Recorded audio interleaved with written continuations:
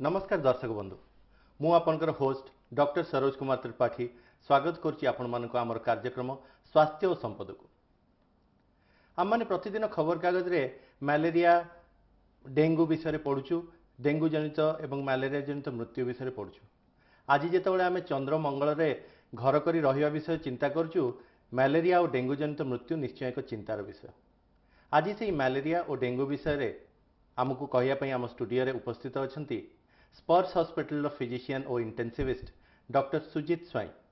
नमस्कार। नमस्कार sir. Sir जदियो समस्ते आज दिन में मलेरिया और डेंगू विषय किछि किछि जानिचंती मु चाहिबी जे आपण आमर दर्शक मानकु या विषय सविस्तार भाव में कहतु। प्रथमे आम मलेरिया विषय कथा हेबा तापर डेंगू विषय को आसीबा। मलेरिया टी कोन? मलेरिया होउची गोटे पारासाइट जोटा कि मशा कामुड़िले से पारासाइटा देह को आसे आउ से डिजीजटा हुए। मलेरिया पारासाइट चारि प्रकार प्लाज्मोडियम माने प्लाज्मोडियम फाल्सिपारम, प्लाज्मोडियम वाइवैक्स, प्लाज्मोडियम ओवाले और प्लाज्मोडियम मलेरे। या भितरु भारत विषय सबुठ अधिक देखा मिलूँ प्लाज्मोडियम फाल्सिपारम आउ प्लाज्मोडियम वाइवैक्स जोटा कि प्राय 50-50% रेशियो रे देखा मिले।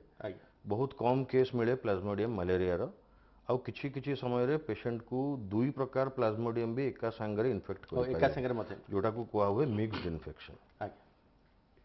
सर यही सब जदि यही रोग हैला ताले यही सब रोगर कौन सब लक्षण देखा जाए? मलेरिया रो ई सब प्रकार रो मशा कामुड़ले सिमिलर लक्षण सब थाए? मलेरिया टा होउची जो मशा कामुड़ंती तांको प्राय एनोफिलिस टाइप रो प्राय 26 टा स्पीसीज अछि एनोफिलिस रो जो गुडारू 2-3टा सबुठरू बेसी व्यापक आ सेही टाइप रो मशा जदि इन्फेक्टेड थाए माने मशार पार्टी भितरे जदि सेही प्रकार रो कीटाणु अछि ताले सेही मशा कामुड़िले ही ए रोगटा मनुष्य को हुए। मशा कामुड़िबार प्राय 6 ରୁ 10 दिन भितरे मनुष्य को यूजुअली ज्वर हुए आउ ज्वर होची प्रथम सिम्पटम जो थ्रू कि जना पड़ी पारिबो कि मलेरिया जन को अछि ना नाही। इवन ता धरे 3टा फेज भी थाए। गोटे थाए आगे कोल्ड फेज जो थ्रे कि पेशेंट को कंप हुए, ठंडा लगे, शीत लगे। तापर आसे वार्म फेज माने से समय ज्वर अधिक हो मुंड बिंधिबो, बांती लागिबो आउ लास्ट को होची स्वेटिंग फेज माने ठंडा आउ ज्वर परे जोर झाड़ देकी पेशेंट को पुणी ठंडा लागिबो। तो ये 3टा फेज जदि गोटे पेशेंट को होची को समय रे हमको सबले मलेरिया विषय रे भाबिबा दरकार। आमे आमे सर यही जो आपण सब लक्षण गुड़ा कहले एमतिया लक्षण कोन अन्य कौन सी ज्वर अछि जो देखा दे पारे? सिमिलर लक्षण अलगा रोग रे भी पाइबे किंतु मलेरिया रे गोटे टाइप रो अछि कि प्रति 48 घंटा बा प्रति 24 घंटा बा प्रति 72 घंटा रे ए प्रकार साइकिल रिपीट हे चलतिबो। तो सेही थरे आमे भाबु कि हां ए पेशेंट को हुए तो मलेरिया हेतिबो। जेमति आपण सुनथिबे टाइफॉइड रे ज्वर कंटीन्यूअस लागि कि रहिबो, जमा तळ को आसीबोनी, ठंडा एमति दबोनी बा झाड़ एमति हेबोनी। अन्य प्रकार ज्वर रे भी बेले बेले कंटीन्यूअस ज्वर रहिबो, देह हाथ बथा बथी रहिबो आ आखिरे पेन हरका रहिबो। तो सेगुडार डायग्नोसिस अलग आड़ को जीवो किंतु जदि एही प्रकार ज्वर रहला हमको निश्चय मलेरिया विषय भाबिबा दरकार। सर जन को मलेरिया हिची बोली हम आपण तो लक्षण कहले या छडा अन्य किछि अछि इन्वेस्टिगेशन किबा कोनोसी परीक्षा अछि जा फल हम जानि परियो ताको मलेरिया हिची बोली? आज पर्यंत गोल्ड स्टैंडर्ड होउची स्लाइड टेस्ट। एथरे थिक स्मीयर आउ थिन स्मीयर दीटा को करा हुए आउ सेही गोटे स्लाइड रे दी प्रकार स्मीयर बधियो करा ही परिबो आउ सेही थरे हमें मलेरिया अछि ना नै जानि परिबा। आउ जदि हमें थिन स्मीयर देखुचे हमें एटा भी जानि परिबा कि को टाइप रो प्लाज्मोडियम देह रे अछि। तो आज पर्यंत गोल्ड स्टैंडर्ड होउची स्लाइड टेस्ट। ब्लड माने ब्लड हाथरू नै कि ब्लड रो गोटे स्लाइड तयारी करा हुए आउ सेटा को टेस्ट करा हुए। या संगे रे आजिकली अलगा टेस्ट भी आसी गलानी जोडा को रैपिड डायग्नोस्टिक किट कहउचंती। सेथिरे मनुष्यर रक्त जस्ट गोटे 2 बूंद टेस्ट पे दिया हुए आउ 15 ରୁ 20 मिनट भितरे तार रिजल्ट भी आसी जाई पारिबो।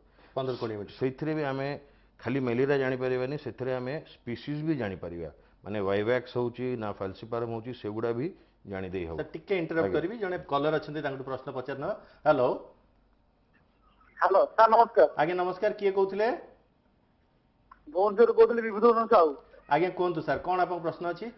सर सबु माने 4 मास 5 मास 4 मास 5 मास परे मलेरिया बंद को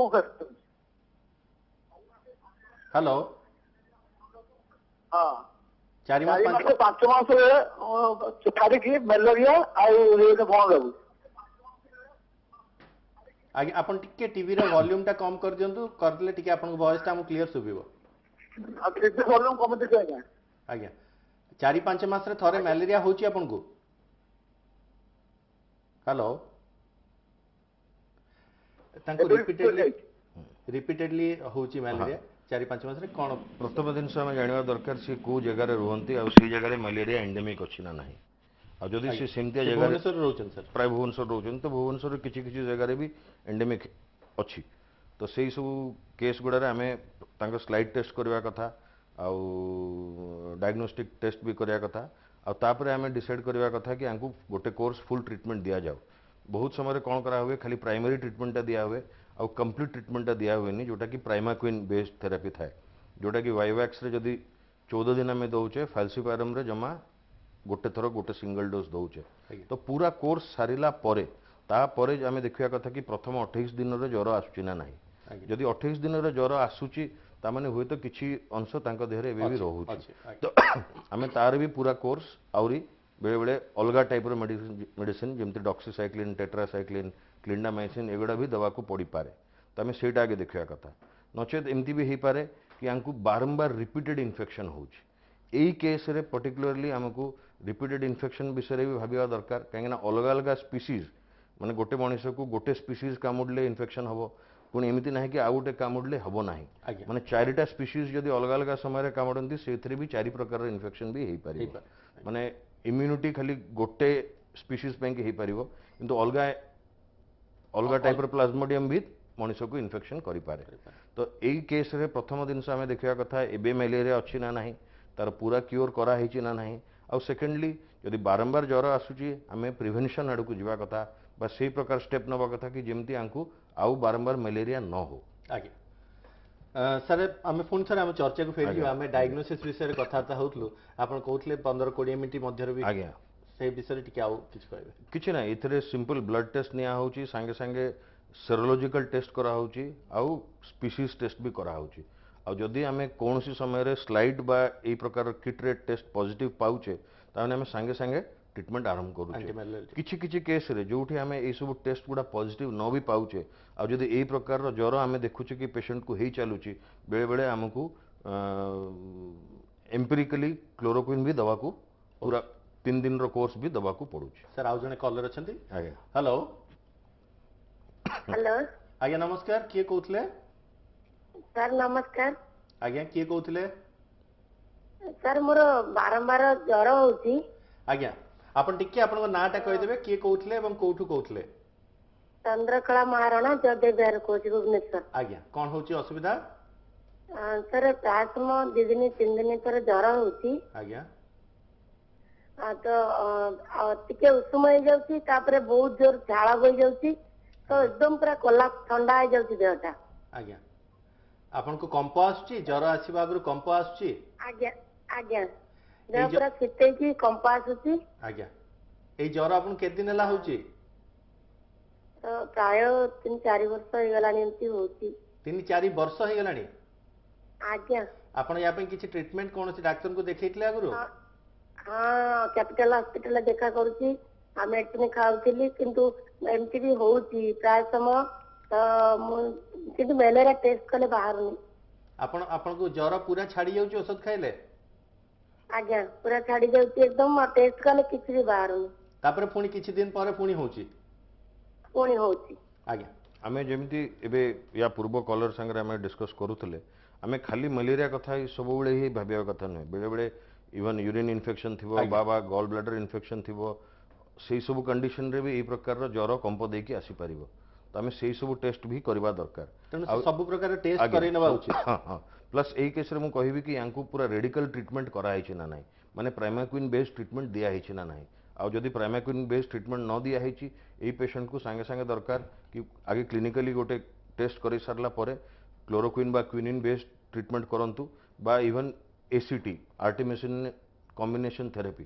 सेटा नियंतु आ सेटा नेला परे पूरा प्राइमाक्विन रो गोटे कोर्स नियंतु आउ या संगे रे अलगा टेस्ट मध्य करंतु किछि अलगा कंडीशन रे भी ए प्रकार रो ज्वर ଲାଗି ରହିବ। ଲାଗିବ ତେଣୁ ସେ ସବୁ ପ୍ରକାର ଟେଷ୍ଟ କରାଇ ନେବା ଉଚିତ ଏବଂ ଡାକ୍ତରଙ୍କୁ ପରାମର୍ଶ କରିବା ଉଚିତ।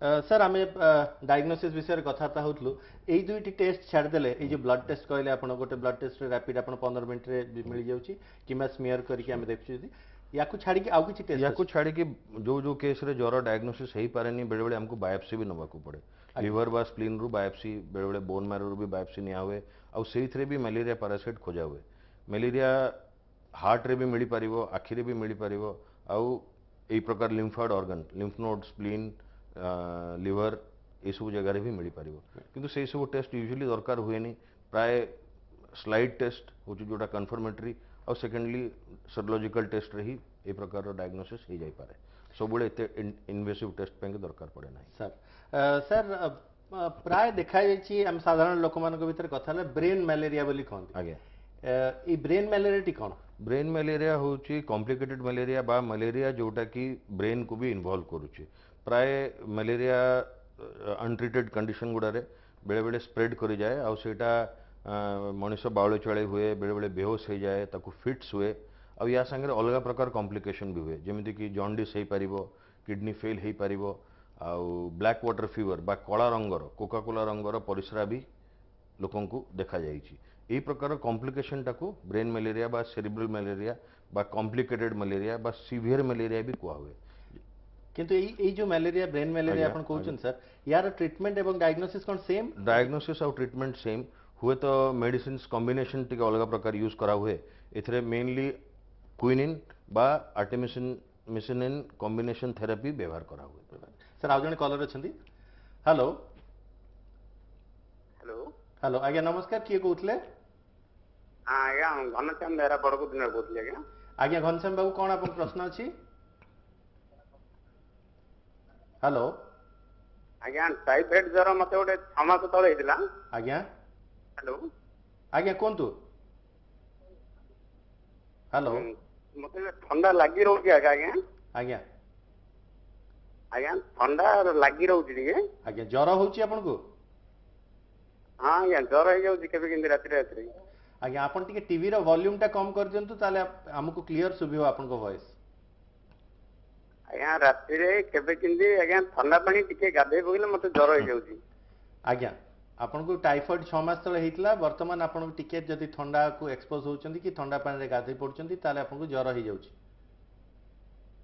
हां आज्ञा आउ किछि एटा कंपो हे कि ज्वर आछी आउ किछि असुविधा होची गोड़ हाथ जा खाली काटी रे आज्ञा ठंडा बेसी रे हे जाउची आज्ञा टिके को ठंडा ही मुंडा बिंदु जाएगा आज्ञा आज्ञा से टाइफाइड हेतला सर तंक वर्तमान से टिके ठंडा एक्सपोज करले कि ठंडा पानी रे गाधे पड़ले तंक ज्वर होची देह हाथ बिंधा बिंधी हे ना एटा हुए तो टाइफाइड संगे किछि रिलेशनशिप न थाई पारे किंतु बेले बेले टाइफाइड कैरियर भी रही जानती जोटा कि वर्ष वर्ष द्वारा तांको देहरे टाइफाइड टेस्ट कले पॉजिटिव भी देखैबो तो प्रथम दिन सहला से पुनी टाइफाइड पेंगे टेस्ट करिया कथा आ जदी एबे भी पॉजिटिव अछि तार पूरा क्योर नवा कथा सेकंड कथा है यही प्रकार जो ज्वर कहते इवनिंग टाइम रे आसुची देह हाथ बथा बथी रोची या पे कि अलग प्रकार टेस्ट करिया कथा आउ जेहेतु ओडिशा रे रहउचंती इवन इस्नोफिलिया भी टेस्ट करिया कथा जो कि आमे ठंडा लागि रहिबो मझे मझे ज्वर आसिक रहिबो तो इस्नोफिलिया आउ अलग भी बहुत गुड़ा डिजीज अच्छी जो कि इमती यही प्रकार इवनिंग रे ज्वर आसी पारिबो आउ टिके वीकनेस का लागि रहिबो तेणु सब बेस्ट है सी जाए डाक्तर को परामर्श करेंगे एवं जहाँ चिकित्सा अच्छी प्रॉपर चिकित्सा तार करें सर आम ब्रेन मैलेरिया विषय कथबार्ता करूँ जे ब्रेन मैलेरिया नॉर्मल मैलेरिया ठू इटा अधिक कॉम्प्लिकेटेड और अधिक डेंजरस माने एथरे कोन लाइफ थ्रेटनिंग रिस्क बहुत रहउची प्राय 10 to 30% केसेस जो माने ब्रेन मैलेरिया थांती तांका देहरे डेथ भी हवा रो संभावना अछि जेहेतु ब्रेन अफेक्टेड थाए पूरा कंप्लीट ट्रीटमेंट करिया दरकार आउ टाइमली ट्रीटमेंट दरकार ता संगे यही सब केस गुड़ारे किछि जॉन्डिस भी थाए बा रिनल फेलियर भी थाए तो से गुड़ा भी बेले बेले कॉम्प्लिकेशंस करे कि डेथ भी करै परिबो किंतु जदी टिके सर इंटरप्ट करबी जने कॉलर अछंती हेलो हेलो आज्ञा नमस्कार किए कहउतले सर नमस्कार मु जटनी तराबुरी सुशील कहूँ आज्ञा कहतु आपन कोन प्रश्न अछि सर आमर मोर गोटे पुतुरा तार ज्वर दिमासेला लागि रहउची से राति राति तार टिके कंप आछि किंतु डॉक्टर देखलानी मेडिसिन खालानी ज्वर जमा कम आज्ञा आपन सब टेस्ट करैछंती ଆଜ୍ଞା ଅଲ୍ଟ୍ରାସାଉଣ୍ଡ ରେ ସବୁ ହେଇଗଲାଣି କିନ୍ତୁ ରିପୋର୍ଟରେ କିଛି ବାହାରୁନି। ପୁରା ଜ୍ୱର ଯେତେବେଳେ ଛାଡୁନି ଖାଇଲେ ପେଟ ପୋଡୁଛି ସେ ପୁରା ଦୁର୍ବଳ ହେଇଗଲେଣି ସାର୍ 3 ମାସ ଭିତରେ। ଏଇ 2 ମାସ ହେଲାଣି କେବେ ଜ୍ୱର ଛାଡ଼ିନି, ବିଲକୁଲ ଥରେ ବି ଜ୍ୱର ଛାଡ଼ିନି? ରାତି ସାର୍ ଆସୁଛି ଜ୍ୱର। ଆଜ୍ଞା, ସେ ରାତିକୁ ରାତି ଜ୍ୱର ଆସୁଛି, 2 ମାସ ହେଲାଣି ଔଷଧ କରୁଛନ୍ତି ଛାଡୁନି। ଦେଖନ୍ତୁ ଆମେ କେତେ ଗୁଡ଼ା କଲର ପାଇଲେଣି ଯେଉଁମାନଙ୍କର ଜ୍ୱର ଲାଗି ରହୁଛି, ଲାଗି ରହୁଛି। ସନ୍ଧ୍ୟା ଟାଇମ୍ରେ ଆସୁଛି। ଏଇସବୁ କେସ୍ରେ ଆମେ ପ୍ରଥମ ଦେଖିବା କଥା ଇଏସ୍ଆର୍ କେମିତି ଅଛି। ଆଉ ଯଦି ଇଏସ୍ଆର୍ ହାଇ ରହୁଛି ତାହେଲେ ଆମେ ଟିବି ବିଷୟରେ ବି ଭାବିବା ଦରକାର। ଆମେ ଜାଣିବା ଦରକାର ଖାଲି ରାତିରେ ଜ୍ୱର ଆସୁଛି, ଭୋକ କେମିତି ରହୁଛି, ୱେଟ୍ ଲସ୍ ଅଛି ନା ନାହିଁ, ଇଏସ୍ଆର୍ କେଉଁ ପ୍ରକାରର ଅଛି, ଆଜ୍ଞା। ଆଉ ଟିବି ଲାଇନ୍ରେ ଆମେ ନିଶ୍ଚୟ ଏଇ ବିଷୟରେ ଭାବିବା ଦରକାର। ଆଜ୍ଞା, ସବୁବେଳେ ଯେ ମ୍ୟାଲେରିଆ ହେଇଥିବ ଏମିତି କିଛି ନା। ନୁହେଁ, ଅନ୍ୟ କୌଣସି ଜ୍ୱର ମଧ୍ୟ ହେଇଥାଇପାରେ। ତେଣୁ ଉପଯୁକ୍ତ ଯଦି ସେ କରିବେ, ତାର ସବୁ ଇନଭେଷ୍ଟିଗେସନ କରାଇବେ, ତାହେଲେ ପ୍ରପର ଚିକିତ୍ସା କରାଇଲେ ଜିନିଷ ବେଳେ ବେଳେ ଟିବି ପଜିଟିଭ ନଥିଲେ, ଯେମିତି ଆମେ ମ୍ୟାଲେରିଆରେ ପଜିଟିଭ ନଥିଲେ ବି ବେଳେ ବେଳେ ଆରମ୍ଭ କରୁଛେ ଟ୍ରିଟମେଣ୍ଟ, ସେଇ ପ୍ରକାର ଟିବିରେ ବି ଯଦି ଆମେ ଏଇ ପ୍ରକାର ସିମ୍ପଟମ୍ ଲାଗି ରହୁଛି, ୱେଟ୍ ଲସ୍ ରହୁଛି, ଭୋକ ଲାଗୁନି, ଡେଲି ରାତିରେ ଜ୍ୱର ଆସୁଛି, ତାହେଲେ ସେଇ ସବୁ କେସ୍ରେ ବି ବେଳେବେଳେ ଏମ୍ପିରିକାଲ ଏଟିଟି ବି ଦେବାକୁ ପଡ଼ିପାରେ 1.5 ମାସ ପାଖାପାଖି। ଆଉ ଯଦି ପେସେଣ୍ଟ ରେସ୍ପଣ୍ଡ କଲା ବେଳେବେଳେ 6 ମାସ ଯାକେ ବି ଆମେ କଣ୍ଟିନ୍ୟୁ କରୁଛୁ ଔଷଧ ଦେଲେ ଆଜ୍ଞା। ଠିକ୍ ହେଇଯିବ ସବୁ। ତାହେଲେ ସାର୍ ଆମେ କଥା ହେଉଥିଲୁ ଯେ ବ୍ରେନ୍ ମ୍ୟାଲେରିଆ ଏବଂ ସାଧାରଣ ମ୍ୟାଲେରିଆ, ବ୍ରେନ୍ ମ୍ୟାଲେରିଆ ଟିକେ ଅଧିକ ଡେଞ୍ଜରସ୍ ଏବଂ ସେଥିରେ ମୃତ୍ୟୁ ହେବାର ମଧ୍ୟ ସମ୍ଭାବନା ଅଛି। ଆଜ୍ଞା। ସାର୍ ଏ ମ୍ୟାଲେରିଆର ବର୍ତ୍ତମାନ ଜାଣିବାକୁ ଚାହିଁବେ ଦର୍ଶକ ବନ୍ଧୁ ମଧ୍ୟ ନିଶ୍ଚୟ ଜାଣିବେ, ୟାର କମ୍ପ୍ଲିକେସନ୍ କ'ଣ ହେବ ଯଦି ପ୍ରପର ଟ୍ରିଟମେଣ୍ଟ ନ ହୁଏ, ତାହେଲେ କ'ଣ କମ୍ପ୍ଲିକେସନ୍ ହେବାର ସମ୍ଭାବନା ଅଛି?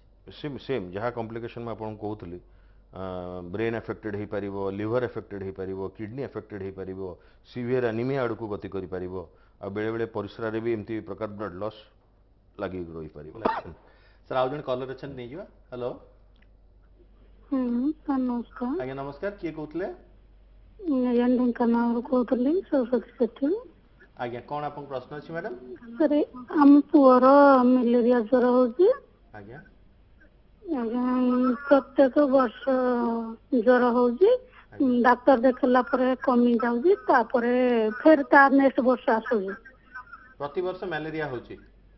ଆଜ୍ଞା, ଆଜ୍ଞା ଔଷଧ ଖାଇଲା ପରେ କମି ଯାଉଛି, ଫେର ବର୍ଷ ପରେ ଫେର ବି ବାହାରୁଛି। ଆଜ୍ଞା ଏମିତି 4-5 ବର୍ଷ ହେଇଗଲାଣି ମ୍ୟାଲେରିଆ ପ୍ରପର ରହୁଛି। ଆଜ୍ଞା, ଆପଣ ଯୋଉ ଏରିଆରେ ରହୁଛନ୍ତି ସେଇଠି ଆପଣଙ୍କ ଚାରିପଟର ପରିବେଶ କେତେ ସଫାସୁତୁରା ରହିଛି, ନା ଆପଣ ଏମିତି କିଛି ଜାଗାରେ ରହୁଛନ୍ତି ଯୋଉଠି ବହୁତ ମଶା ହେଉଛି? ନାଇଁ ଆଜ୍ଞା, ମଶା ଏମିତି ହଉନାହାନ୍ତି। ଆଜ୍ଞା, ସିଏ କହିବାକୁ ଚାହୁଁଛନ୍ତି ଯେ ପ୍ରତିବର୍ଷ ହେଉଛି, ଆମେ ପ୍ରାୟ କଲର ସେମ୍ ଜିନିଷ ପାଉଛୁ, ତେଣୁ କ'ଣ ତାର ସେ ପ୍ରତିକାର କରିବା? ସେମ୍ ଏଇ କେସ୍ରେ ମୁଁ ସେଇଆ କହିବା ପାଇଁ ଚାହିଁବି, ପ୍ରାଇମାରୀ ଟ୍ରିଟମେଣ୍ଟ ସାଙ୍ଗରେ କ୍ଲିନିକାଲ ଟ୍ରିଟମେଣ୍ଟ ସାଙ୍ଗରେ ରେଡିକାଲ କ୍ୟୁର କରାହେଇଛି ନା ନାହିଁ, ପ୍ରାଇମାକ୍ୱିନ୍ ଦିଆହେଇଛି ନା ନାହିଁ। ଯଦି ପିଲାର ବୟସ 5 ବର୍ଷ ଠାରୁ କମ୍ ଅଛି ତାହେଲେ ଆମେ ଭାବିପାରିବା କି ନାଇଁ ପ୍ରାଇମାକ୍ୱିନ୍ ଦେବାନି କି ଯାହା କରିବାନି, ନହେଲେ ଆମେ ତାଙ୍କୁ ବି ପ୍ରାଇମାକ୍ୱିନ୍ ଆରାମରେ ଦେଇପାରିବା। ଆଉ ଯଦି ଆମେ ଦେଖୁଛେ କି ବାରମ୍ବାର ଜଣକୁ ଜ୍ୱର ରହୁଛି ଆଉ ସେଇଟା ମ୍ୟାଲେରିଆ ପଜିଟିଭ ଆସୁଛି, ବେଳେବେଳେ ଆମେ ପ୍ରୋଫାଇଲାକ୍ସିସ୍ ବି ୟୁଜ୍ କରୁଛେ। ସେସବୁ କେସ୍ରେ ଆମେ କ୍ଲୋରୋକ୍ୱିନ୍, ମେଫ୍ଲୋକ୍ୱିନ୍, ପ୍ରୋଗୁଆନିଲ୍ ଏଇସବୁ ଟାଇପ୍ର ବଟିକା ଯେଉଁଗୁଡ଼ାକି ସପ୍ତାହକୁ ଥରେ ବ୍ୟବହାର କରାହୁଏ, ସେଗୁଡ଼ା ବି ବ୍ୟବହାର କରାହେଉଛି। ଷ୍ଟଡିଜ୍ ବି ଅଛି ଯେଉଁଥିରେ କି ଲୋକ ବେଳେବେଳେ 5 ବର୍ଷ 10 ବର୍ଷ ଯାକେ ବି ପ୍ରତି ସପ୍ତାହରେ ଗୋଟେ ମେଡ଼ିସିନ୍ ଖାଇଛନ୍ତି ଆଉ ତାଙ୍କୁ ମ୍ୟାଲେରିଆ ହେଉନାହିଁ। ସାର୍ ସମୟ ହେଇଯାଇଛି ଏକ ବ୍ରେକ୍ର, ବ୍ରେକ୍ ପରେ ପୁଣି ଆମର ଚର୍ଚ୍ଚା ଜାରି ରଖିବା।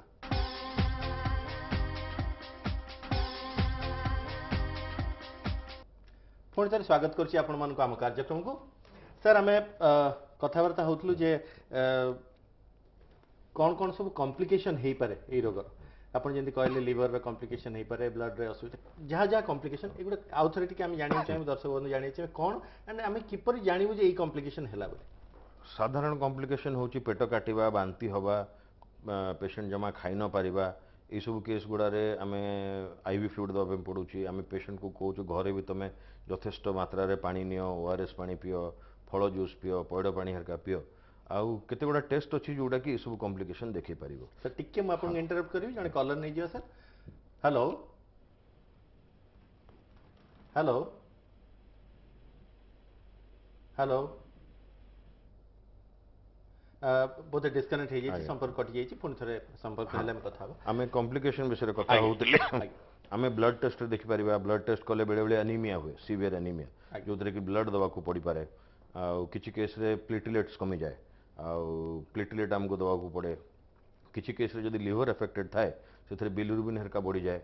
एंजाइम्स बढ़ी जाए से लिवर पे लिवर प्रोटेक्टिव मेडिसिन दौ केते जनकर कोआगुलेशन फेलियर हुए माने पीटीआईएनआर बढ़ी जीव ब्लीडिंग रिस्क रही हमको प्लाज्मा दवा पड़े फ्रेश फ्रोजन प्लाज्मा ये सब ब्लड बैंक रे अवेलेबल किछि किछि केस रे यूरिया क्रिएटिन बढ़ी जाए एगुड़ा सब बेले बेले मेडिसिन रे भी ट्रीटमेंट हुए आउ किछि किछि केस रे इवन डायलिसिस भी करिया को पड़े यही प्रकार किडनी फेलियर जोटा मलेरिया रे हुए आपको कहते एक्यूट रिनल फेलियर जोटा कि डायलिसिस रे ही इंप्रूव कर जिबार चांस अधिक अच्छे लोक बेले बेले व्यस्त हुंती 5 दिन 10 दिन 15 दिन किंतु बेले बेले मासे 1.5 मास लागी कि भी पेशेंट को किडनी पूरा पुनी नॉर्मल को पळे आसी पारे किडनी फेल होला परे मते किडनी फेलियर डायलिसिस चली थिबो किंतु धीरे धीरे पेशेंट पुनी इंप्रूव करी जानती तो एई प्रकार किडनी फेलियर रिवर्सिबल बा एक्यूट किडनी फेलियर जोटा कि डायलिसिस रे भी इंप्रूव करी जिवो या संगरे अलगा कॉम्प्लिकेशन हला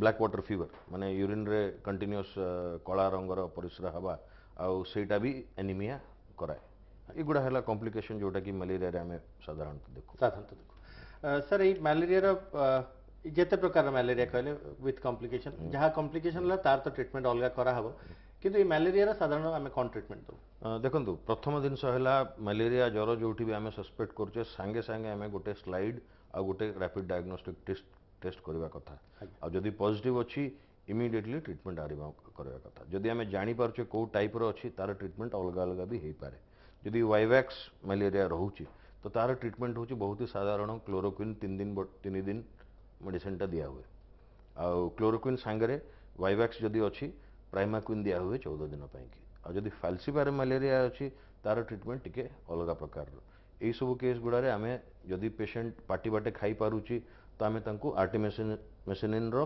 कॉम्बिनेशन थेरेपी गवर्नमेंट एवं कहूँ वर्ल्ड रो डाटा भी अच्छे कि सिंगल ड्रग दवा उचित नुहे आम कॉम्बिनेशन ड्रग यूज करिया कथा माने इवन इंडिया रे भी बैन हो गलानी कि कौन सी मेडिसिन कंपनी आ सिंगल ड्रग तैयारी करि पारिबे नाही तो जदि फाल्सिपारम मलेरिया अच्छी से सब केस रे आम कॉम्बिनेशन बेस्ड थेरेपी यूज करछे जो थे कि 2 प्रकार मेडिसिन सिंगल टाइम रे दिया होछे जो थे यूजुअली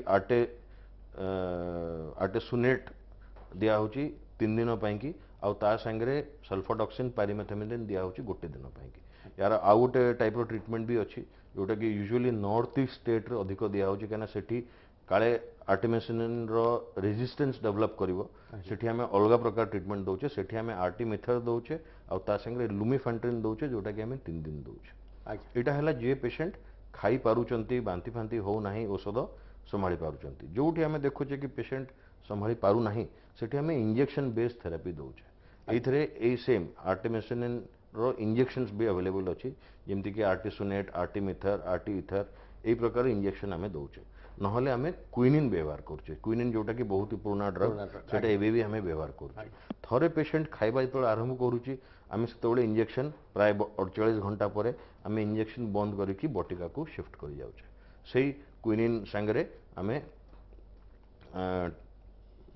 क्विनिन सांगरे आम दौचे टेट्रासाइक्लिन बा डॉक्सीसाइक्लिन बा क्लिंडामाइसिन यही प्रकार मेडिसिन व्यवहार करुचे आउ आर्टिमेसिन जदि यूज करछे ताले तार कॉम्बिनेशन गुडा यूज कर सर आउ जने कॉलर अछंती हेलो हेलो हेलो हां सर आगे नमस्कार किए कहउथिले दीनबंधु मिश्र कहउथि सर ये गंजाम आगे दीनबंधु कोन आपन प्रश्न अछि सर डेंगू रे प्लेटलेट कमी गले तार लक्षण कोन आ तार प्रतिकार कोन करा जाय पारि आगे से जानिया चाहते आम तो डेंगू आसवा तथापि से प्रश्न अच्छी डेंगू रोग में प्लेटलेट कमीगले तार लक्षण कौन आ केमती प्रतिकार कर डेंगू रे प्लेटलेट कमेबा पूर्व यूजुअली टीएलसी आगे कमे आपर जाकि प्लेटलेट कमे ये विषय में विस्तार पर कथा हवा कल आंसरटा दे दिए जदि आम प्लेटलेट कमुचे आम देखुचे आम सीरियली टेस्ट करुचे कौ प्रकार केमती प्रकार फॉल होउची एबेकार रिकमेंडेशन होची 10,000 जाके जदि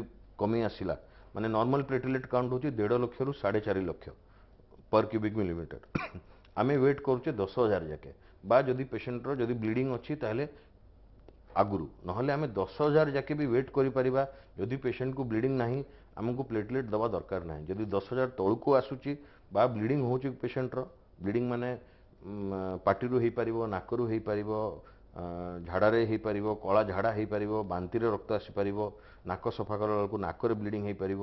ତ ଏଇସବୁ କଣ୍ଡିସନ୍ ଯଦି ହେଉଛି ଆମେ ଆଗରୁ ବି ପ୍ଲେଟଲେଟ୍ ଦେଇପାରିବା।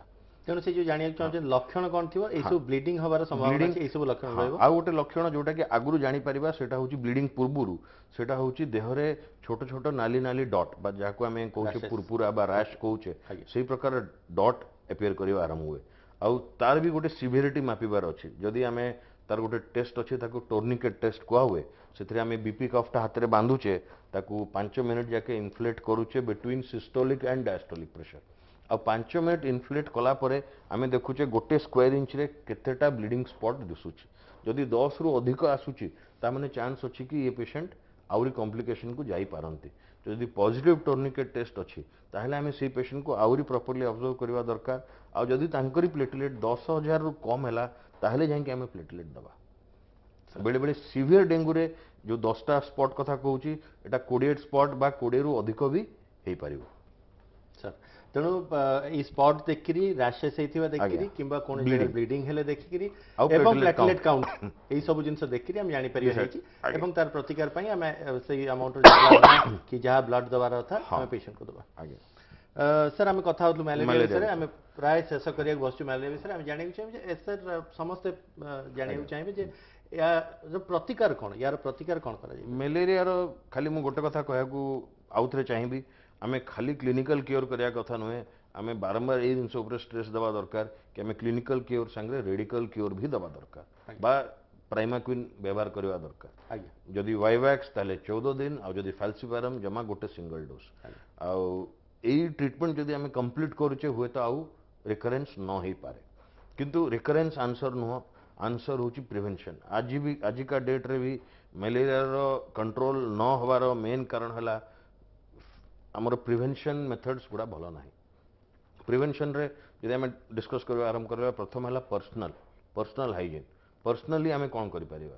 ଫର୍ଷ୍ଟ ହେଲା ଆମେ ଯଦି ଲମ୍ବା ସ୍ଲିଭ୍ର ସର୍ଟ ପିନ୍ଧୁଛେ, ଲମ୍ବା ପ୍ୟାଣ୍ଟ ପିନ୍ଧୁଛେ, ମଶା ଆମକୁ କାମୁଡ଼ିବେ ନାହିଁ। ଘର ଚାରିକଡ଼ ଆମେ ସଫା ରଖିଲେ ଯେଉଁଥିରେ କି ମଶା ହେରିକା କମ୍ ରହିଲେ। ଆମେ କେତେଗୁଡ଼ା ଆପ୍ଲିକେସନ୍ ୟୁଜ୍ କରିପାରିବା, ଯେମିତି ସ୍ପ୍ରେ ହେଲା, ଅଏଣ୍ଟମେଣ୍ଟ ହେଲା, ମଶା ଆମକୁ କାମୁଡ଼ିବେ ନାହିଁ। ଆଜିକାଲି ବ୍ୟାଣ୍ଡ ହେରିକା ବି ମିଳୁଛି, ଯେଉଁଟା ପିନ୍ଧିଲେ ବି ସେଗୁଡ଼ା ବି ଗୋଟେ ପ୍ରକାରର ଫ୍ରିକ୍ୱେନ୍ସି ଏମିଟ୍ କରୁଛି ଆଉ ସ୍ମେଲ୍ ଏମିଟ୍ କରୁଛି, ଯେଉଁଥିରେ କି ମ୍ୟାଲେରିଆ ମଶା ଆଉ। ସାର୍ କ୍ଷମା କରିବେ, ଟିକେ ଇଣ୍ଟରପ୍ଟ କରିବି, ଜଣେ କଲର ଅଛନ୍ତି। Hello hello sir. ଆଜ୍ଞା ନମସ୍କାର, କିଏ କହୁଥିଲେ? ମୁଁ ଖୋର୍ଦ୍ଧା ନିରାକାପୁର କହୁଥିଲି, ପୁଷ୍ପାଞ୍ଜଳି ମିଶ୍ର। ଆଜ୍ଞା ପୁଷ୍ପାଞ୍ଜଳି ମ୍ୟାଡାମ, କ'ଣ ଆପଣଙ୍କ ପ୍ରଶ୍ନ ଅଛି? ମୋର ପ୍ରଶ୍ନ ହଉଛି, ମୋ ପୁଅକୁ ଏଇ 4 ମାସ ଭିତରେ ହୋଇଥିଲା ଟାଇଫଏଡ, ମ୍ୟାଲେରିଆ, ଦଣ୍ଡିସି। ଆଜ୍ଞା। ପୁଣି ତାପରେ 4 ମାସ ଯାଇନି ପୁଣି ଡେଙ୍ଗୁ ଜ୍ୱର ହେଇଥିଲା। ଆଜ୍ଞା। କାହିଁକି ବାରମ୍ବାର ଏମିତି ହଉଛି, କ'ଣ କରିପାରିବି ତା ପାଇଁ ପ୍ରତିକାର? ଆଜ୍ଞା ଦେଖନ୍ତୁ, ସିଏ ଆମର ଯିଏ କଲର କହୁଛନ୍ତି ତାଙ୍କୁ ଟାଇଫଏଡ, ମ୍ୟାଲେରିଆ ଆଉ ଜଣ୍ଡିସ୍ ଏ ତିନିଟାକ ଜିନିଷ ଯଦି ଦେଖିବା, ଏ ତିନିଟାକ ଅଲଗା ଅଲଗା କାରଣ ବି ହେଇପାରେ। ମାନେ ତିନିଟାକ, ଟାଇଫଏଡ ହେଉଛି ଗୋଟେ ବ୍ୟାକ୍ଟେରିଆ, ମ୍ୟାଲେରିଆ ହେଲା ଗୋଟେ ପାରାସାଇଟ୍, ଆଉ ଜଣ୍ଡିସ୍ଟା ହୁଏତ ଟାଇଫଏଡ ପାଇଁକି ବି ଜଣ୍ଡିସ୍ ହେଇପାରିବ, ମ୍ୟାଲେରିଆର କମ୍ପ୍ଲିକେସନରେ ବି ଜଣ୍ଡିସ୍ ହେଇପାରିବ, ବା ବେଳେବେଳେ ଭାଇରାଲ ହେପାଟାଇଟିସ୍ ହେଇକି ବି ଜଣ୍ଡିସ୍ ହେଇପାରିବ। ତ ଜଣା ନାହିଁ ଆମକୁ ଏଇ ତିନିଟା ଜିନିଷ ଲିଙ୍କଡ ନା ଅଲଗା ଅଲଗା ଜିନିଷ। ଆଉ ଏବେ ଯୋଉଟା କହୁଛନ୍ତି ଡେଙ୍ଗୁ କଥା, ଇଏ ବି ଆଉ ଗୋଟେ ଭାଇରସ୍। ତ ହୁଏତ ଏଇ ତିନିଟା ଜିନିଷକୁ ଛାଡ଼ିଦେଲେ ଇଏ ଆଉ ଗୋଟେ ନୂଆ ଜ୍ୱର। ତ ଏଇ କେସ୍ରେ ମୁଁ ଡେଫିନେଟଲି ପୁଣି ଷ୍ଟ୍ରେସ୍ କରିବା ପାଇଁ ଚାହିଁବି, ଯେଉଁ ଟପିକ୍ ଉପରେ ଆମେ ଆଗରୁ କଥା ହେଉଥିଲେ, ପ୍ରିଭେନ୍ସନ୍। ଆମେ ଏଇସବୁ କେସ୍ରେ ପ୍ରିଭେନ୍ସନ୍ ଆହୁରି ବେଶୀ ଦରକାର କି ଏଇ ପ୍ରକାର ଜ୍ୱର ଜଣକୁ ବାରମ୍ବାର ନ ହେଉ, ବା ଜଣକୁ ସେଇ ପ୍ରକାର ଅଲଗା ଅଲଗା ପ୍ରକାର ଜ୍ୱର ନ ହେଉ। ଆମେ ପୁଣି ପ୍ରିଭେନ୍ସନ୍ ବିଷୟରେ ଆମେ ଆହୁରି ଅଧିକ ଧ୍ୟାନ ଦେବା, ଯେମିତି ପ୍ରିଭେନ୍ସନ୍। ଆଉ ତାଙ୍କ କେସ୍ରେ ମୁଁ କହିବି କି ଯଦି ଡେଙ୍ଗୁ ହେଇଛି ତା ପାଇଁକି ପ୍ରପର ଟେଷ୍ଟ କରାନ୍ତୁ, ଦେଖାନ୍ତୁ, ଆଉ ସେଇ ହିସାବରେ ତାଙ୍କର ଫର୍ଦର ଟ୍ରିଟମେଣ୍ଟ ଯାହା ଦରକାର ସେଟା କରାଯାଉ। ସମୟ ହେଇଯାଇଛି ଆଉ ଏକ ବ୍ରେକ୍ର। ବ୍ରେକ୍ ପରେ ଡେଙ୍ଗୁ ବିଷୟରେ ଆମେ କଥା ହେବା।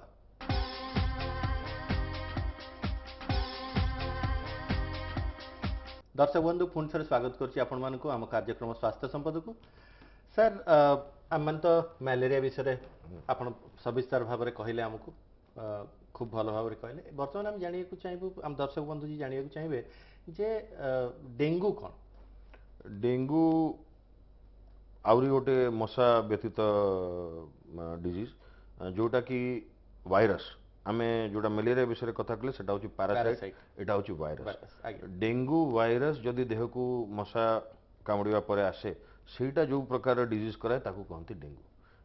ଏଇ ଭାଇରସ୍ 4 ପ୍ରକାର ଅଛି, ସେରୋଟାଇପ୍ 1, ସେରୋଟାଇପ୍ 2, ସେରୋଟାଇପ୍ 3, ସେରୋଟାଇପ୍ 4।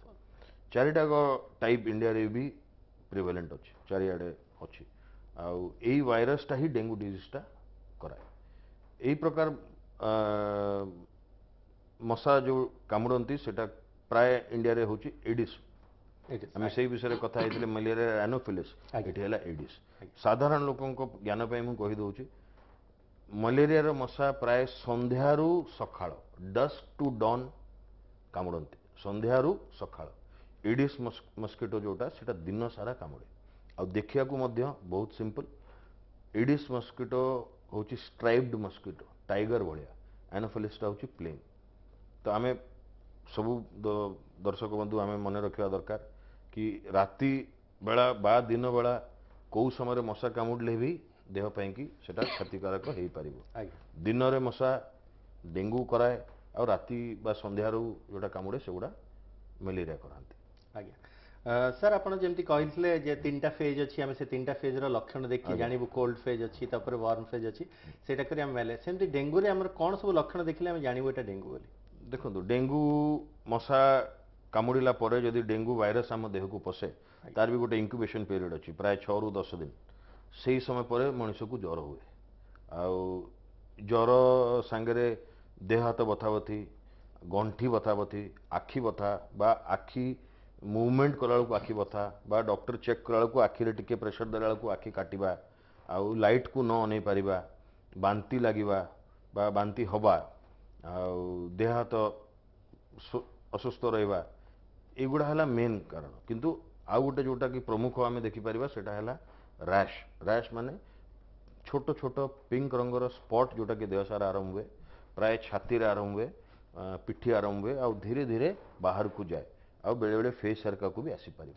ଏଇଟା କ'ଣ ଦାନା ଦାନା ହେଇକି ହୁଏ ନା ପ୍ଲେନ୍ ହେଇକି ଥାଏ? ନାଇଁ ନାଇଁ, ଇନିସିଆଲି ଦାନା ଦାନା ହେଇକି ପାରିବ, ଆଉ ବେଳେବେଳେ ଟିକେ ସ୍ଲାଇଟ୍ ବାହାରିଲା ଭଳିଆ ବି ରହିପାରିବ, ଆଉ ସେଗୁଡ଼ା ବି ବେଳେବେଳେ କୁଣ୍ଡେଇ ହୁଏ, କିଛି କିଛି ଲୋକଙ୍କୁ କୁହନ୍ତି ସେଟା ପୋଡ଼େ। ଆଉ ଏଇ ପ୍ରକାରର ଯଦି ଜ୍ୱର, ଦେହ ହାତ ବଥାବଥି, ଆଖି ବଥାବଥି, ବାନ୍ତି ଲାଗିବା, ଆଉ ଏଇ ପ୍ରକାର ରାଶ୍ ବାହାରେ, ତାହେଲେ ଆମେ ନିଶ୍ଚୟ ଡକ୍ଟର ପାଖକୁ ଯିବା କଥା, ଆଉ ତାଙ୍କୁ ଦେଖେଇବା କଥା କାଳେ ଡେଙ୍ଗୁ ତ ହେଇଛି କି ନାହିଁ, କାରଣ ଏବେ ତ ଡେଙ୍ଗୁ ହିଁ ଚାଲିଛି ଯୁଆଡ଼େ ଦେଖିବେ। ସାର୍, କିଛି ସ୍ପେସିଫିକ୍ ଇନଭେଷ୍ଟିଗେସନ୍ ଅଛି, କିଛି ଟେଷ୍ଟ କରିବାକୁ ପଡ଼ିବ ଯାହାଫଳରେ ଆମେ କନଫର୍ମ ହେଇପାରିବ ଯେ ଡେଙ୍ଗୁ ହେଇଛି ବୋଲି? ଡେଙ୍ଗୁ ପାଇଁକି କିଛି ସିମ୍ପଲ୍ ଟେଷ୍ଟ ଗୁଡ଼ା ଅଛି, ଯେଉଁଟାକୁ କିଟ୍ ମାଧ୍ୟମରେ ଆମେ କରିପାରୁଛେ। ସାଙ୍ଗେ ସାଙ୍ଗେ ହେଇଯାଇପାରିବ, 15 ମିନିଟ୍ ଭିତରେ ରେଜଲ୍ଟ ଆସିପାରିଯାଇପାରିବ। ଜଷ୍ଟ ହାତରୁ ଗୋଟେ ଡ୍ରପ୍ ବ୍ଲଡ୍ ନେଲେ ବି ଏଇ ଟେଷ୍ଟଟା ହେଇଯାଇପାରିବ।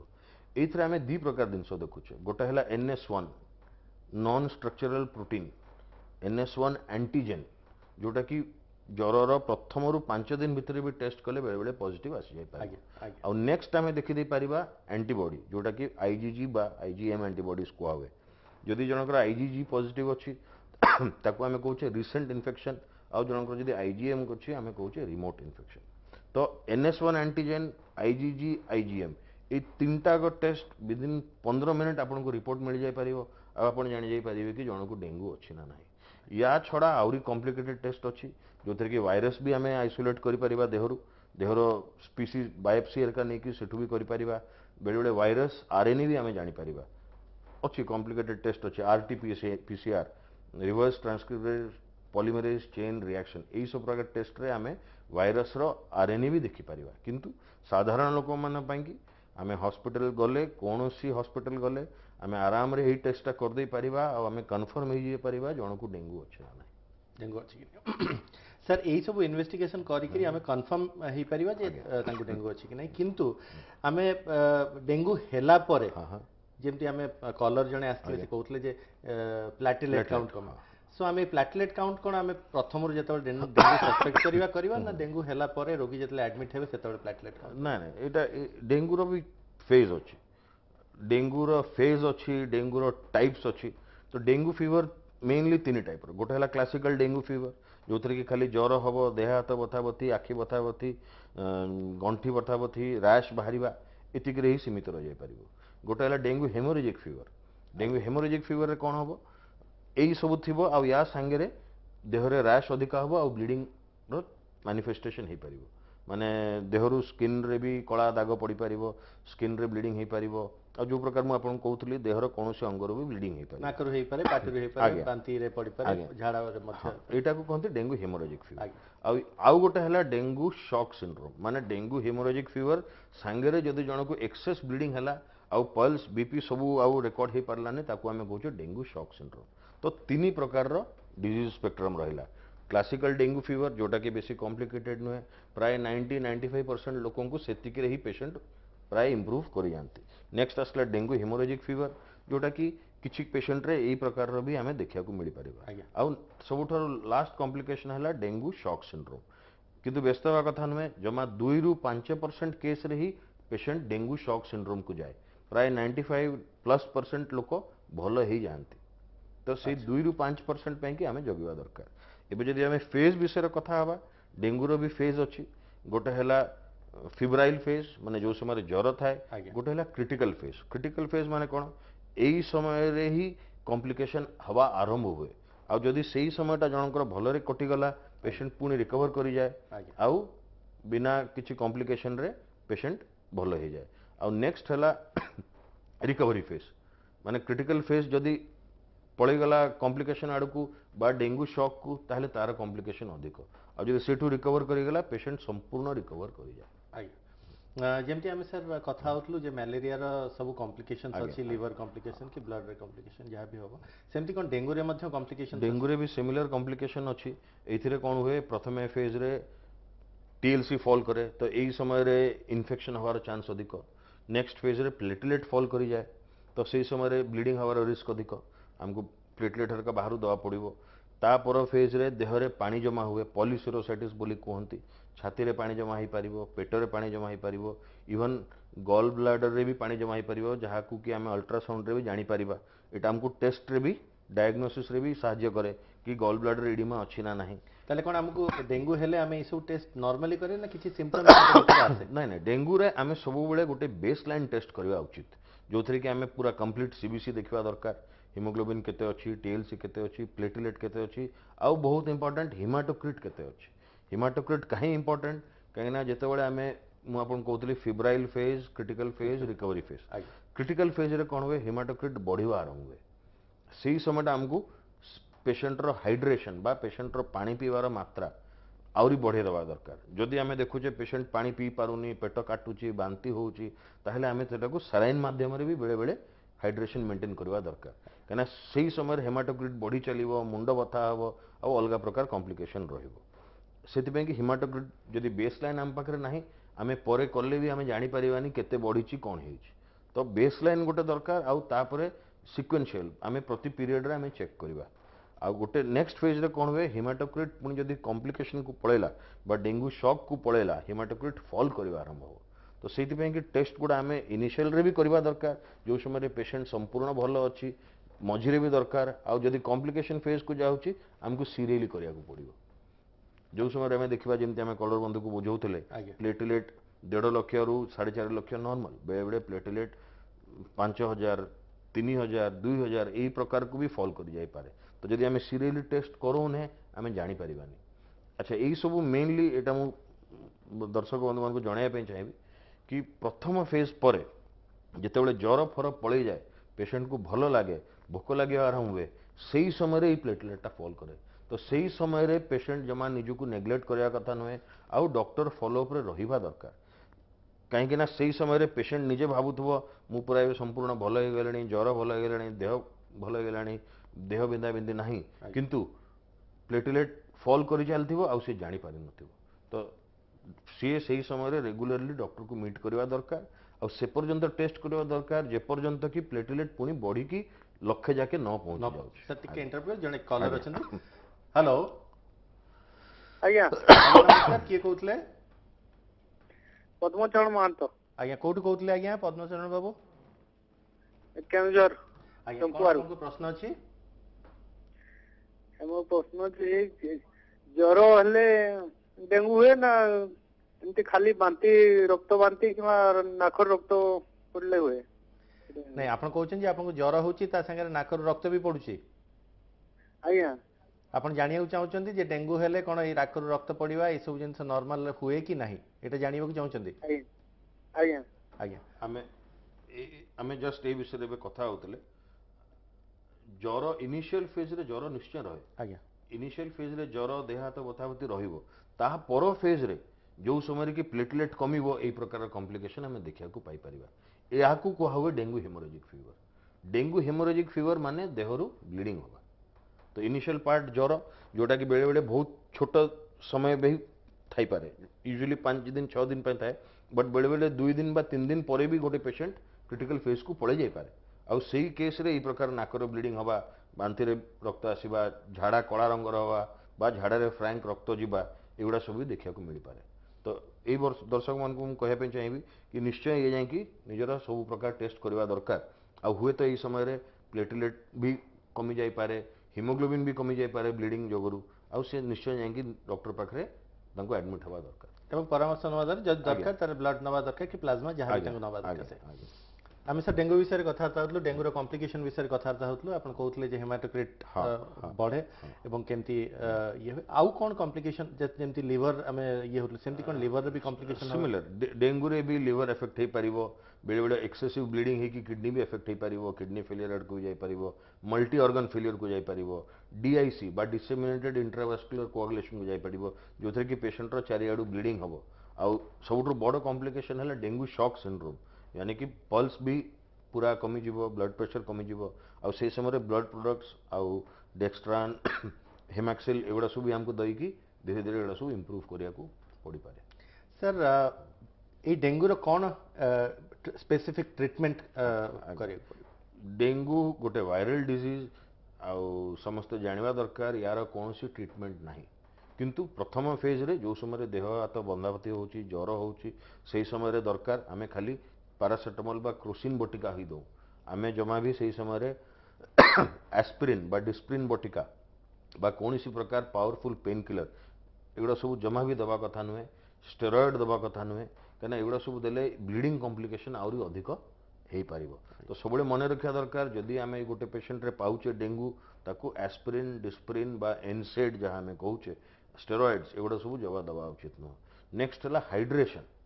ପେସେଣ୍ଟ ଯଦି ଘରେ ବି ଅଛି, ଯଥେଷ୍ଟ ପାଣି ପିଉ, ଫଳ ଜୁସ୍ ପିଉ, ପଇଡ଼ ପାଣି ପିଉ, ଆଉ ORS ପାଣି ପିଉ, ଆଉ ତାର ପାଣି ମାତ୍ରାଟା ଦେହରେ ପୁରା ଭଲ ରଖୁ। ଯଦି ନ ହୋଇପାରୁଛି ହସ୍ପିଟାଲରେ ଆଡମିଟ୍ ହେଇକି ତାଙ୍କୁ ଆମେ ସାଲାଇନ୍ ବି ଦେଇପାରିବା। ନେକ୍ସଟ ହେଲା କମ୍ପ୍ଲିକେସନ୍ ସମୟରେ ବେଳେବେଳେ ଆମକୁ ସାଲାଇନ୍, ଅଲଗା ପ୍ରକାର ସାଲାଇନ୍, ଯେମିତି ମୁଁ କହୁଥିଲି ହେମାକ୍ସିଲ୍ ହେଲା, ଡେକ୍ସଟ୍ରାନ୍ ହେଲା, ଏଗୁଡ଼ା ସବୁ ଦେବାକୁ ପଡ଼ିପାରେ। ଯଦି ଅଲଗା କମ୍ପ୍ଲିକେସନ୍ ହେଲା, ବ୍ଲିଡିଂ ହେରିକା ହେଉଛି, ଆମକୁ ବ୍ଲଡ୍ ଦେବାକୁ ପଡ଼ିପାରେ। ପ୍ଲେଟଲେଟ୍ କମିଗଲେ ଆମକୁ ରାଣ୍ଡମ୍ ଡୋନର୍ ପ୍ଲାଜମା ବା ସିଙ୍ଗଲ ଡୋନର ପ୍ଲେଟଲେଟ୍ ଏଗୁଡ଼ା ସବୁ ଆମକୁ ଦେବାକୁ ପଡ଼ିପାରେ। ଆଉ ଯଦି ବ୍ଲିଡିଂ ସାଙ୍ଗରେ ଲିଭର ବି ଏଫେକ୍ଟେଡ୍ ଅଛି ତ ଆମକୁ ବେଳେବେଳେ ପ୍ଲାଜମା ବି ଦେବାକୁ ପଡ଼ିପାରେ। ତ କେଉଁ ଫେଜ୍ ଅଛି ସେଇ ହିସାବରେ ଟ୍ରିଟମେଣ୍ଟ ଭ୍ୟାରି କରିବ, କିନ୍ତୁ ମେଡିସିନ ୱାଇଜ୍ ଏମିତି କିଛି ଟ୍ରିଟମେଣ୍ଟ ନାହିଁ। ଏମିତି କିଛି ଆଣ୍ଟିଭାଇରାଲ ଏମିତି ଆଣ୍ଟିଭାଇରାଲ ଏବେ ବି କିଛି ନାହିଁ। ଏବେ କିନ୍ତୁ ବହୁତ ଟ୍ରାଏଲ୍ସ ହେଲାଣି, ଆଉ କିଛି କିଛି ମେଡିସିନ୍ସ ବି ବାହାରିଲାଣି। ଆଉ ସାଧାରଣ ଲୋକ ଜାଣିଥିବେ ପପିତା, ଅମୃତଭଣ୍ଡାର ପତ୍ର, ପ୍ରାୟ ଗୋଟେ ପତ୍ର ଜଣେ ଯଦି ଡେଲି ବାଟିକି ପିଉଛି, ହୁଏତ ପ୍ଲେଟଲେଟ୍ କଣ୍ଟ୍ରୋଲ ହେବ, ଆଉ ହୁଏତ ଏ ଡିଜିଜ୍ରେ ବି ତାର କିଛି ବେନିଫିସିଆଲ ଇଫେକ୍ଟ ଅଛି। ସାର୍ ଆପଣ ରୋଗ ବିଷୟରେ କହିଲେ, ମ୍ୟାଲେରିଆ ବିଷୟରେ, ଡେଙ୍ଗୁ ବିଷୟରେ, ରୋଗର ଲକ୍ଷଣ କ'ଣ, ତାର ଟ୍ରିଟମେଣ୍ଟ କ'ଣ, ଏବେ ଜାଣିବାକୁ ଚାହୁଁଛୁ, ନିଶ୍ଚୟ ଦର୍ଶକ ବନ୍ଧୁମାନେ ସମସ୍ତେ ଜାଣିବାକୁ ଚାହୁଁଛୁ, ଆମେମାନେ ମଧ୍ୟ, କି ୟାର ପ୍ରତିକାର କ'ଣ? ଆମେ ଜଷ୍ଟ ସେଇ ବିଷୟରେ କଥା ହେଇ ଆସୁଥିଲେ। ଆଜିକା ଡେଟ୍ରେ ବି ମ୍ୟାଲେରିଆ ଆଉ ଡେଙ୍ଗୁର ପ୍ରଥମ ଜିନିଷ ହେଲା ପ୍ରିଭେନ୍ସନ୍। କେମିତି ଆମେ ଏ ଡିଜିଜ୍ରୁ ବଞ୍ଚିବା। ଯଦି ଆମେ ନିଜ ବିଷୟରେ କଥା ହେବା, ନିଜକୁ ଆମେ କଥା ହେଉଥିଲେ ଲଙ୍ଗ୍ ସ୍ଲିଭ୍ସ ପିନ୍ଧିବା, ଲଙ୍ଗ୍ ପ୍ୟାଣ୍ଟ ପିନ୍ଧିବା, ମୋଜା ଫୋଜା ପିନ୍ଧିବା, ଆଉ ଦେହରେ ଅଏଣ୍ଟମେଣ୍ଟ ଲଗାଇବା, ସ୍ପ୍ରେ କରିବା, ଏଗୁଡ଼ା ସବୁ। ନେକ୍ସଟ ହେଲା ଆମର ପରିବେଶ, ପୁରା ପରିବେଶ ଆମର ସଫା ରହିବା ଦରକାର। ଯଦି ଆମେ ମ୍ୟାଲେରିଆ ବିଷୟରେ କଥା ହେଉଛେ, କୌଣସି ମଇଳା ପାଣି କେଉଁଠି ରହିବା ଦରକାର ଉଚିତ ନୁହଁ। ମଇଳା ପାଣି ସବୁବେଳେ ପୋତି ଦେବା ଦରକାର ବା ମଇଳା ପାଣିକୁ ଏମିତି କରିବା ଦରକାର କି ସେଟା ବୋହିଯାଉ ଆଉ ନ ଜମା ହେଉ। ଯଦି ଆମେ ଡେଙ୍ଗୁ ବିଷୟରେ କଥା ହେଉଛେ, ଫ୍ରେଶ୍ ୱାଟର, କୌଣସି ଜାଗାରେ ପାଣି ଜମିବା କଥା ନୁହେଁ। ସାଧାରଣ ଆମେ ଦେଖିବା ଗମଲାରେ ପାଣି ରହିଯାଏ, ଟାୟାର ଟ୍ୟୁବ୍ରେ ପାଣି ରହିଯାଏ, ଏୟାର କୁଲରରେ ପାଣି ରହିଯାଏ। ତ ଆମକୁ ସବୁବେଳେ ଷ୍ଟେପ୍ ନେବା ଦରକାର କି କେଉଁଠି ସଫା ପାଣି ନ ରହୁ, କାହିଁକିନା ସଫା ପାଣିରେ ଡେଙ୍ଗୁ ମଶା ବ୍ୟତୀତ ହୁଏ ଆଉ ମଇଳା ପାଣିରେ ମ୍ୟାଲେରିଆ ମଶା ମାନେ ପାଣି ଜମିକି ନ ରହୁ। ପାଣି କୋଉ ଜାଗାରେ ବି ଜମିବା କଥା ନୁହେଁ। ୟା ତ ଆମେ ତାକୁ ପୋତି ଦେବା ଦରକାର, ୟା ତ ଆମେ ତାକୁ ଏମିତି ବାଟ କରିବା ଦରକାର କି ପାଣିଟା ବୋହି ଯାଉ। କିଛି ଟ୍ରାଏଲ୍ସ କରାହେଇଛି ଯୋଉ ଜାଗାରେ ପାଣି ଜମି ଯାଇଛି ସେଇଠି କିଛି ପ୍ରକାରର ମାଛ ବି ଛଡ଼ା ହେଇଛି କି ସେଇ ମାଛ ଗୁଡ଼ା ସବୁବେଳେ ରହିକି ସେଇ ଅଣ୍ଡା ଗୁଡ଼ା ଖାଇଯିବେ। କିନ୍ତୁ ବେଷ୍ଟ ହେଲା ପାଣି ନ ଜମିଲେ ହିଁ ତାର ସବୁଠାରୁ ବଡ଼ ପ୍ରିଭେନ୍ସନ୍। ଏଇଟା ହେଲା ଆମର ଏନଭାୟରନମେଣ୍ଟ। ଆମେ ନିଜର ଆଉ ନିଜ ଚାରିଆଡ଼ଟାକୁ ସଫା ରଖିବା। ନେକ୍ସଟ ଆମେ ଯଦି କଥା କରିବା ସ୍ପେସ୍ ସ୍ପ୍ରେସ୍, ମାନେ ଡିଫଗିଂ କରିବା କଥା ପୁରା ଏରିଆଟାକୁ ଆମେ ମଶାର ଇନସେକ୍ଟିସାଇଡ୍ ସ୍ପ୍ରେ କରିବା କଥା। ପାରାଥିଅନ୍ ହେଲା, ମାଲାଥିଅନ୍ ହେଲା, ଏଗୁଡ଼ା ଲୋ ଡୋଜ୍ରେ ଏଗୁଡ଼ାକୁ ସ୍ପ୍ରେ କରାହୁଏ। ଆଉ ସେଗୁଡ଼ା ବେଶୀ ସମୟ ଯାକେ ରହେ ପବନରେ ଆଉ ମଶା ଗୁଡ଼ାକୁ ମାରି ଚାଲେ। ଆଉ ନେକ୍ସଟ ହେଲା IRS, ମାନେ ଇନଡୋର ରେସିଡୁଆଲ ସ୍ପ୍ରେ, ମାନେ କିଛି ସ୍ପ୍ରେ ଯୋଉଟାକି ଆମେ ଘର ଭିତରେ କରିପାରିବା। ୟୁଜୁଆଲି ଆମେ DDT ବ୍ୟବହାର କରୁ। ଏଗୁଡ଼ା ସବୁ ଘର ଭିତରେ ସ୍ପ୍ରେ କରିବା ପାଇଁ କି ଘର ଭିତରେ ଯେଉଁ ମଶା ଅଛନ୍ତି ସିଏ ବି ମରିଯାଆନ୍ତୁ। ନେକ୍ସଟ ହେଲା ଏବେ ୟୁଜ୍ କରାହେଉଛି, ମାନେ ଆଗେ ତ ଆମେ ୟୁଜ୍ କରୁଥିଲେ ମଶାରୀ, ବଟ୍ ଆଜିକାଲି ଇନସେକ୍ଟିସାଇଡ୍ ଟ୍ରିଟେଡ୍ ନେଟ୍ସ ମିଳୁଛି। ମାନେ ମଶାରୀ ଯାହା ଦେହରେ କି ଔଷଧ ଦିଆହେଇଛି ଯୋଉଥିରେ କି ମଶା ବି ଆଉ ସେଇ ଜାଗାକୁ ଆସିବେ ନାହିଁ। ଏଇଟା ଅଲଗା ଅଲଗା ପ୍ରକାରର ବି ଆସୁଛି। ଗୋଟେ ଲଙ୍ଗ ଲାଷ୍ଟିଂ ଇନସେକ୍ଟିସାଇଡ୍ ନେଟ୍ ବି ଆସୁଛି, ମାନେ ସେଇଟା ଆପଣ ୟୁଜ୍ କରୁଛନ୍ତି ଯଦି ଜମା ବି ସେଇ ଜାଗାରେ ମଶା ଆଉ ରହିବେ ନାହିଁ। ତ ପର୍ସନାଲ ପ୍ରୋଟେକ୍ସନ୍, ନେକ୍ସଟ ହେଲା ଏନଭାୟରନମେଣ୍ଟାଲ, ଆଉ ନେକ୍ସଟ ହେଲା ସ୍ପ୍ରେ। ଏଇ ତିନିଟା ହେଉଛି ଆଜି ପର୍ଯ୍ୟନ୍ତ ସକ୍ସେସଫୁଲ ମେଥଡ଼ ଯୋଉଗୁଡ଼ାକି ପ୍ରିଭେନ୍ସନ୍ କରିପାରିବ। ନେକ୍ସଟ କିଛି ଭ୍ୟାକ୍ସିନ୍ ଉପରେ କାମ ଚାଲିଛି, କିନ୍ତୁ ଏପର୍ଯ୍ୟନ୍ତ ସେମିତି କିଛି ସକ୍ସେସଫୁଲ ଭ୍ୟାକ୍ସିନ୍ ବାହାରି ନାହିଁ। ଆଉ ଯଦି ଆମେ ମ୍ୟାଲେରିଆ ବିଷୟରେ କଥା କରିପାରିବା, ଆମର କେମୋପ୍ରୋଫିଲାକ୍ସିସ୍ ଅଛି, ମାନେ କିଛି ବଟିକା ବ୍ୟବହାର କରିପାରିବା ଯୋଉଟାକି ଖାଇଲେ ହୁଏତ ମ୍ୟାଲେରିଆ ନ ହେବ। କିନ୍ତୁ ଡେଙ୍ଗୁ ବିଷୟରେ ଯଦି କଥା ହେବା, ସେମିତି କିଛି ପ୍ରୋଫାଇଲାକ୍ସିସ୍ ବି ନାହିଁ, ବା ଜଣେ କିଛି ଖାଇଲେ ହେବ ନାହିଁ ବୋଲିକି କିଛି ଗ୍ୟାରେଣ୍ଟି ନାହିଁ। ସାର୍ ଆପଣ ଯେତେ ଆମର ସବୁ ଚିକିତ୍ସା କହିଲେ, ଯେତେ ପ୍ରକାରର ଟେଷ୍ଟ କହିଲେ, এই ସବୁ ଟେଷ୍ଟ ଆମ ଓଡ଼ିଶାରେ ଆଭେଲେବୁଲ୍? କାରଣ ଏଇଟା ସାଧାରଣ ଲୋକ ଏଇଟା ପାଇପାରିବେ ସମସ୍ତେ? ସବୁ ଟେଷ୍ଟ ଓଡ଼ିଶାରେ ଆଭେଲେବୁଲ୍। କୌଣସି ହସ୍ପିଟାଲରେ କୌଣସି ଡିସ୍ପେନ୍ସରୀରେ ଆପଣ ଯାଇକି ଏସବୁ ଟେଷ୍ଟ କରେଇ ପାରିବେ। ଆଉ ଯେତେ ଶୀଘ୍ର ଟ୍ରିଟମେଣ୍ଟ ଆରମ୍ଭ କରିବା ଉଚିତ, ଆଉ କମ୍ପ୍ଲିକେସନକୁ ପ୍ରିଭେଣ୍ଟ କରିବା ଉଚିତ। ଆଜ୍ଞା, ଆପଣ ଏଇ ମ୍ୟାଲେରିଆ ଡେଙ୍ଗୁ ବିଷୟରେ ବହୁତ ସଚେତନ ଲୋକମାନଙ୍କ ଭିତରେ ନିଶ୍ଚୟ ଆଣିଥିବେ। ଆଜି ବହୁତ କଥା ଆପଣ କହିଛନ୍ତି। ଆପଣ କିଛି ମେସେଜ ଆମର ଦର୍ଶକ ବନ୍ଧୁକୁ ଦେବାକୁ ଚାହିଁବେ ଯଦି? ଆଜି ବି ସେଇ ପୁରୁଣା message, prevention is better than cure. Malaria ଆଉ ଡେଙ୍ଗୁ ଦୁଇଟା ଆଗ ଏନଭାୟରନମେଣ୍ଟାଲ ଡିଜିଜ୍, ଆଉ ଦୁଇଟା ଆଗ ଆମେ ଯଦି ପ୍ରିଭେଣ୍ଟ କରିପାରିବା ସେଇଟା ହେଉଛି ତାର ଆନ୍ସର। ଆଉ ଯଦି ଭାଗ୍ୟ ଖରାପ ହଉ କି ଯଦି ଡିଜିଜ୍ ହେଇଯାଉଛି, ଆମେ ଶୀଘ୍ରରୁ ଶୀଘ୍ର ହସ୍ପିଟାଲ ଯାଇକି ତାର ଟେଷ୍ଟ କରେଇକି ଶୀଘ୍ରରୁ ଶୀଘ୍ର ଏହାର ଟ୍ରିଟମେଣ୍ଟ ଆରମ୍ଭ କରିବା ଉଚିତ। ବହୁତ ବହୁତ ଧନ୍ୟବାଦ ଆପଣଙ୍କର। ଆଜି ଆମେ ଡେଙ୍ଗୁ ଓ ମ୍ୟାଲେରିଆ ବିଷୟରେ ଜାଣିଲେ। ଯେମିତି ସାର୍ କହିଲେ, prevention is better than cure. Dengue ମ୍ୟାଲେରିଆରୁ ରକ୍ଷା ପାଇବା ଆମରି ହାତରେ ଅଛି। ଆସନ୍ତୁ ସମସ୍ତେ ମିଶିକି ଆମ ପରିବେଶକୁ ସୁସ୍ଥ ରଖିବା, ପରିବେଶକୁ ସଫା ରଖିବା ଏବଂ ଡେଙ୍ଗୁ ଓ ମ୍ୟାଲେରିଆରୁ ରକ୍ଷା ପାଇବା। ଆଗକୁ ଦୀପାବଳି ଆସୁଛି। ଦୀପାବଳିର ଅନେକ ଅନେକ ଶୁଭେଚ୍ଛା। Wish you a happy and safe Deepavali. ପୁଣି ଥରେ ଆସନ୍ତା ସପ୍ତାହରେ ଆପଣମାନଙ୍କ ସହିତ ଦେଖା ହେବ। ସେତେବେଳ ପର୍ଯ୍ୟନ୍ତ ନମସ୍କାର।